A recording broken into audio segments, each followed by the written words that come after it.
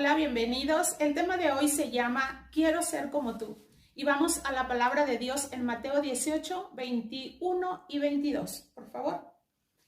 Y dice, Pedro se acercó a Jesús y le preguntó, Señor, ¿cuántas veces tengo que perdonar a mi hermano que peca contra mí?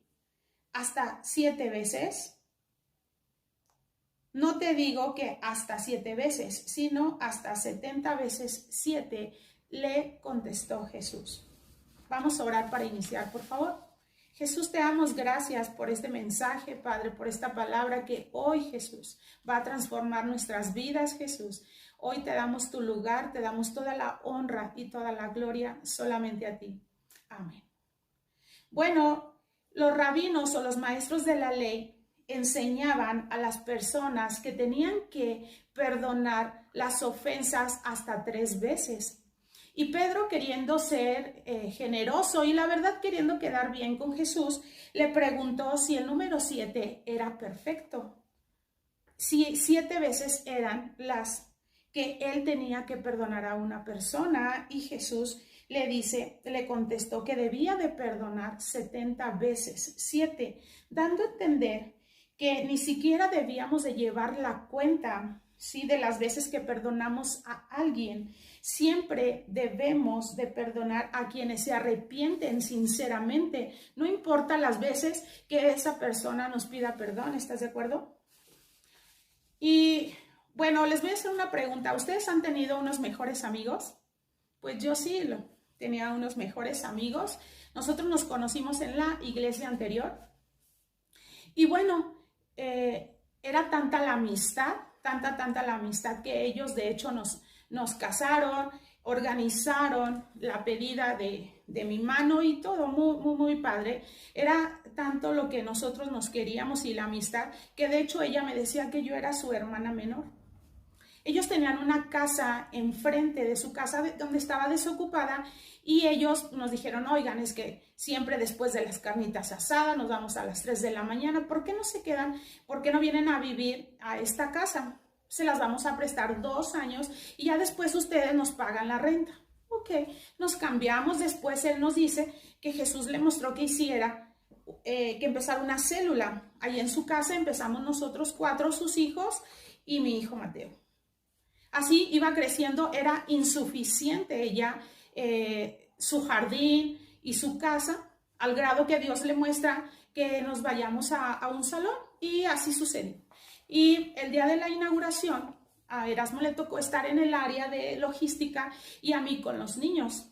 Entonces nos mandan a hablar a lo que es el púlpito, y invitaron a un profeta para que diera el inicio de la nueva iglesia. Y bueno, ¿cuál es nuestra sorpresa? Que nos mandan a hablar Erasmo y a mí, y nos ungen a los 4 como pastores. Este profeta nos pone aceite, y la verdad, mi sueño se estaba haciendo realidad, la verdad. Porque yo siempre anhelé eso, estar en el servicio de Dios. Ajá. Después de todo esto, así sucesivamente, pues la verdad nosotros ni siquiera no lo esperábamos. La verdad nosotros servíamos normal, pero no sabíamos que Jesús tenía esos planes para nosotros. Y bueno, así seguían los aniversarios y normal. Un día, aquí empieza la historia de terror. Un día nos vamos una semana de vacaciones, lo que es Navidad y Año Nuevo. Y nos dicen que nos olvidemos de todo, que disfrutemos nuestra semana de vacaciones, y nosotros, ok, nos fuimos esa semana de vacaciones. Al regresar todo cambió. Yo ya no servía en nada, no sabía por qué era la actitud, ya ningún miembro de la iglesia me hablaba. Estaba yo en la silla de atrás, literal sentada, sin hacer nada, sin ninguna explicación. No entendía yo por qué. Después de muchos meses de estar diciéndole, Dios, ¿qué pasa? Porque ya no eran hablar, ya se hacían los que no nos veían, y así sucesivamente. Es complicado estar en un ambiente así. Pero nosotros orábamos a Jesús y le decíamos que qué era lo que estaba pasando, qué era lo que habíamos hecho, al grado de que hayan cambiado de blanco a negro. Y en las oraciones, eran los días miércoles, y yo me arrodillaba y yo le decía, Jesús, ¿por qué me tienes aquí? ¿Qué es lo que pasa? ¿Qué es lo que yo tengo que aprender de esto? Una señora se acerca a mí, una de los miembros de ahí de la iglesia, y me dice que es necesario que yo sepa lo que está sucediendo.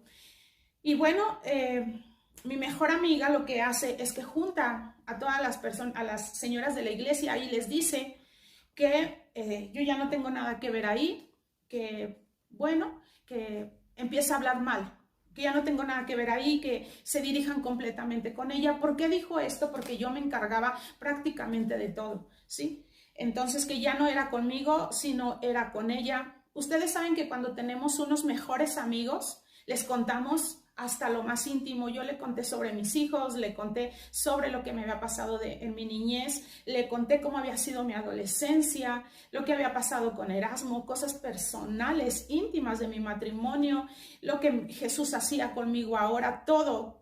Era una amistad muy bonita, nos reíamos juntas, bueno, siempre nos estábamos riendo y muy padre que era la amistad. Entonces yo confié en ella y ella junta a las mujeres y les dice eso. Cuando esta persona me lo estaba diciendo en este café, me acuerdo que empecé a llorar porque era mucho el dolor, porque yo dije, no, por más que tú, esa persona, ya no quieras que sea tu amiga o quieres que salga de tu vida, no tienes el derecho de acabar con ella, jamás, ¿sí? Y yo no daba crédito a lo que estaba escuchando, se metió con mi familia, se metió con todo. Y no solamente con eso, sino en mi vida, en lo que es mi físico, porque dijo que se burló de mi estatura, se burló de mi voz, que cómo se escuchaba en Facebook, porque hacíamos este tipo también de lo que es este tipo de temas para las mujeres, y se burló de mis dientes, dijo que los tenía de perro porque los tengo así, chuecos. Lo que hago es que, bueno, se despide de mí esta persona y me dice, no te preocupes, vamos a estar orando por ti.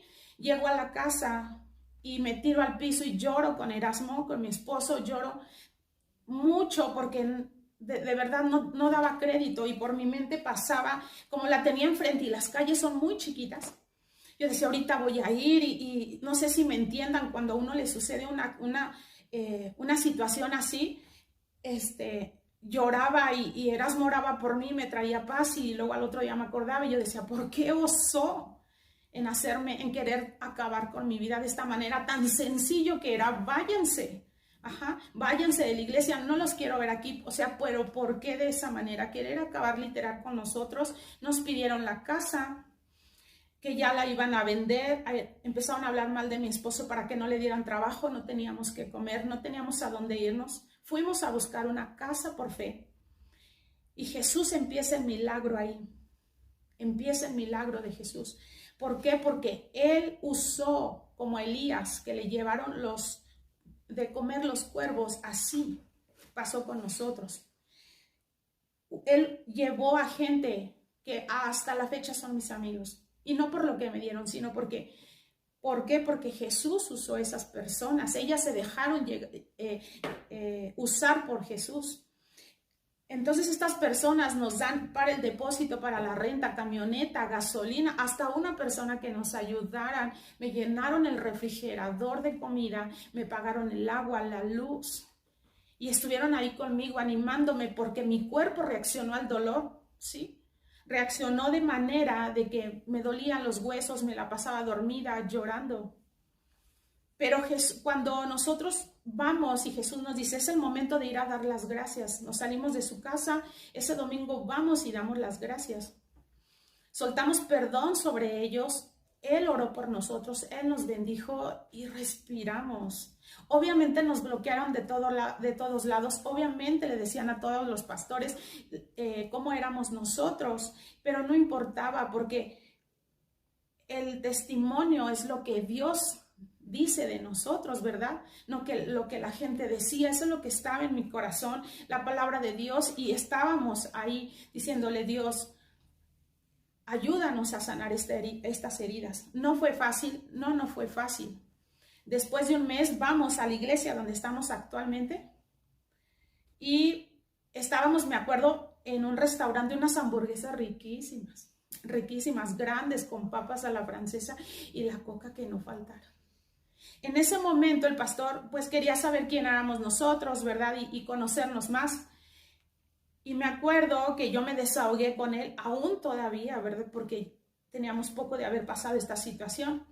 Y le digo, pastor, me quitaron todo, me quitaron todo. Y él, con esa sabiduría que Dios le ha dado, le dice a su esposa que me abrace. Y yo empecé ahí a llorar aún. Y me dice, Sara, ¿qué te quitaron? Y es cierto, no me quitaron nada. Era una enseñanza que Jesús me quería dar a mí, ¿sí? Después de esto, Jesús me dice al oído que de mí depende. Porque en el desierto nunca soltó mi mano, en este proceso nunca lo soltó, nunca me faltó nada. Nunca me faltó nada. Pero ahí, en ese momento, me dijo que de mí dependía pasarme 40 días o 40 años. Miren lo que dice Lucas 6:29. Si alguien te pega en la mejilla, ponle la otra. Si alguien te quita la camisa, no intentes quitársela. Mira, los judíos despreciaban a los romanos, pues eran sus opresores, ¿estás de acuerdo? Pero Jesús les dijo que debían amarlos. Enseñanzas como estas hicieron que muchos abandonaran a Jesús, ¿sí? Abandonaran a Jesús, pero Jesús, él no se refería a tener un sentimiento de cariño hacia los enemigos, sino al acto de voluntad. Este tipo de amor es un sentimiento involuntario, ¿estás de acuerdo? Requiere de un esfuerzo constante. Amar a nuestros enemigos significa hacer lo mejor para ellos, orar por ellos y pensar de qué manera les puedo ayudar. ¿Esto te vuela la cabeza? Claro, para mí no fue fácil, estoy abriendo mi corazón de una situación muy complicada, pero estuvo ahí la mano de Dios, estuvo ahí siempre la mano de Dios. Aunque el mundo esté en rebelión contra Dios, Jesús ama al mundo y Él nos ordena que imitemos,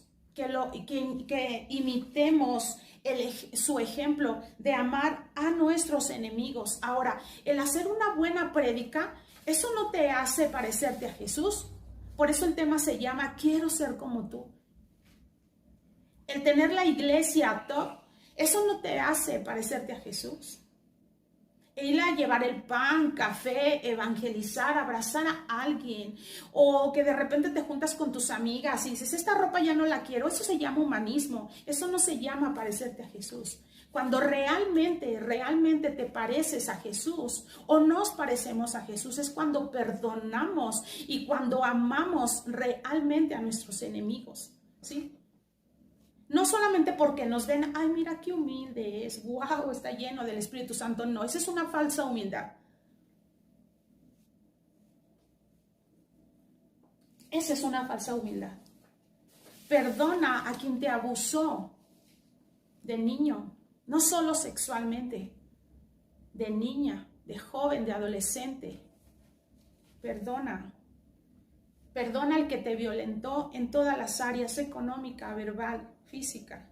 A tu mamá, perdónala, que siempre te estuvo comparando con tus demás hermanas o hermanos diciendo que ellos eran mejor que tú y no veía lo valiosa que eres. Perdona a tus padres porque probablemente tú piensas que nunca estuvieron contigo cuando más los necesitabas o no cubrieron tus expectativas. Perdónalos. Perdona a tu padre ausente, probablemente te enteraste que él dijo, no, abórtalo, no lo quiero, pues te hubieras cuidado. O se fue por los cigarros y nunca lo conociste. O está, pero está ausente, ¿sí me entiendes? Perdónalo. Perdona a tu esposo por haberte hecho infiel. Perdónalo porque no valora a la gran mujer que eres y lo que tiene en casa. Perdónalo. Perdona a tus hijos porque no te honran, porque no sirven a Dios, porque están fuera del camino. Perdónalos. Perdona al que te defraudó, no solo económicamente. Y perdónate a ti por hacerte tanto daño, por no soltar perdón con las personas que te han fallado, por no entender que no puedes tener hijos. No te castigues. Dios te hizo a ti única y suficiente. Perdónate también por hacerte tanto daño con esa falta de perdón, porque tu cuerpo ya lo reaccionó. Probablemente tengas ansiedad, tengas depresión, estés enojado con esta raíz de amargura que no te deja avanzar. Perdónate por haber intentado quitarte la vida. Por último, y quédate con esto en tu corazón, concede a tus enemigos el mismo derecho y el mismo respeto que quieres que te tengan a ti. Dios te bendiga.